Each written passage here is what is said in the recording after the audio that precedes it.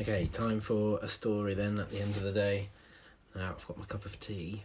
Just going to wait for a little bit longer and then go to the fridge in a bit to see if my nest is ready. Now I'm not going to read The Owl Who's Afraid of the Dark until Thursday. I'll just finish the day off with a slightly Easter themed story. I don't really have any at home, but I do have a fairy tale story, a traditional story that actually belonged to my mother when she was little, called The Sly Fox and the Little Red Hen. So there we go, there's the front cover.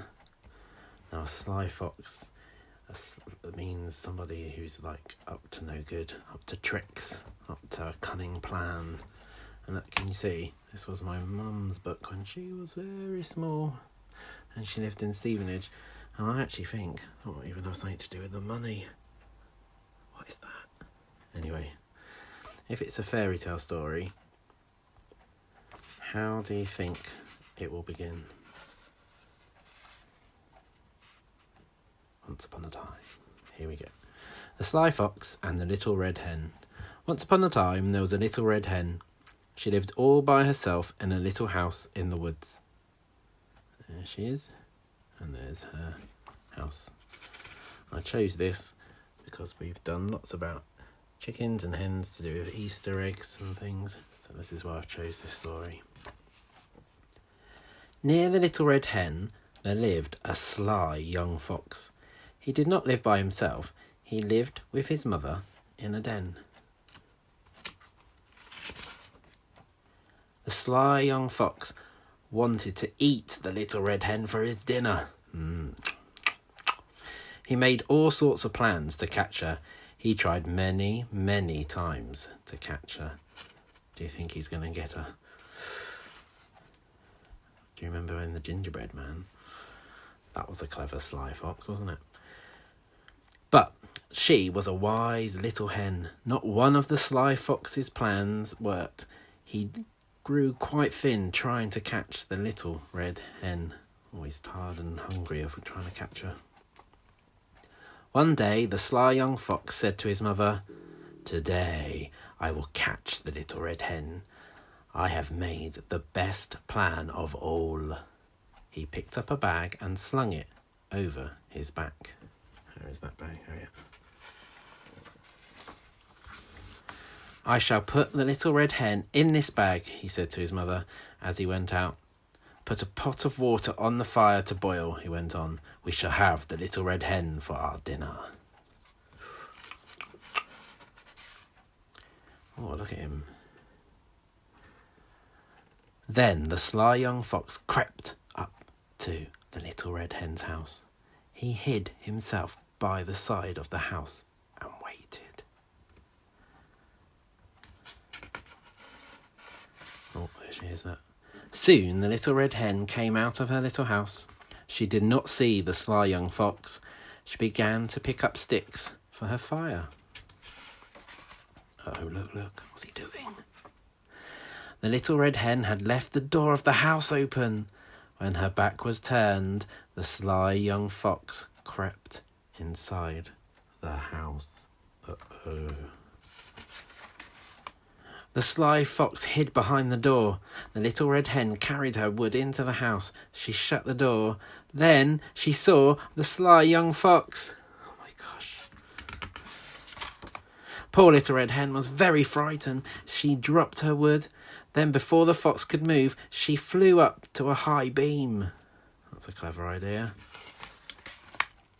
Up on the high beam, the little red hen felt safe.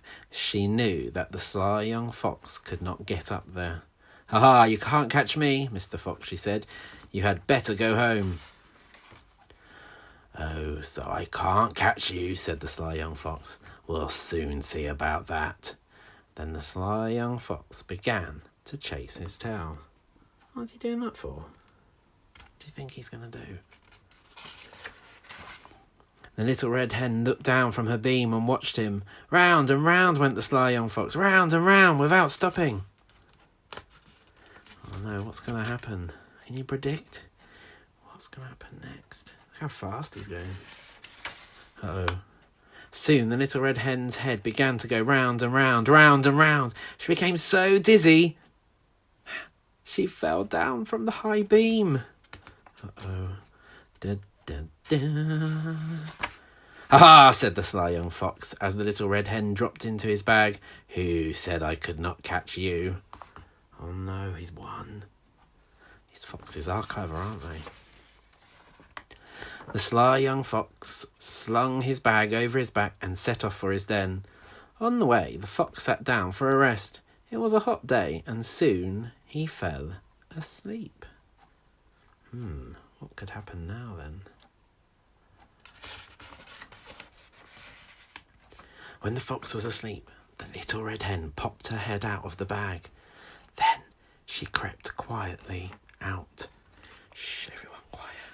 Don't wake the fox.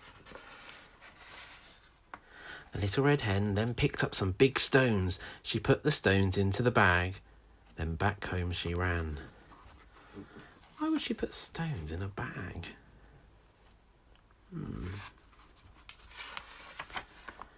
When the sly young fox awoke, he did not know what had happened. He picked up his bag and set off for his den. "Dear me," he said to himself, "this bag is becoming heavier." But what doesn't he know? He's not so sly now, is he? As the sly young fox came to his den, he shouted to his mother, "I've got the little red hen at last! Is the water boiling?" "Yes, my son," said his mother. Uh-oh. Then the sly young fox opened the bag over the pot of boiling water. The big stones fell into the water with a very big splash.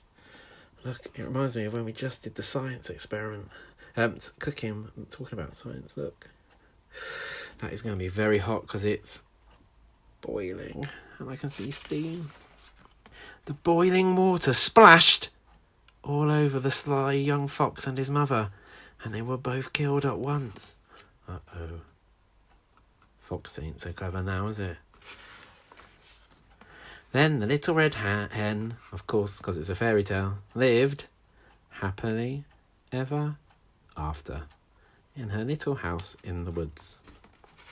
So, who was the slyest of them all? The fox or the hen? I'm just going to go to the fridge and see if my chocolate melted and gone into a liquid has cooled down and turned back into a solid. I'll be back in a minute. Right, whoosh, I'm back. Now, it's only been in the fridge for about, 15 minutes, not very long. So it's cooled down, and actually if I touch it, it does feel cool.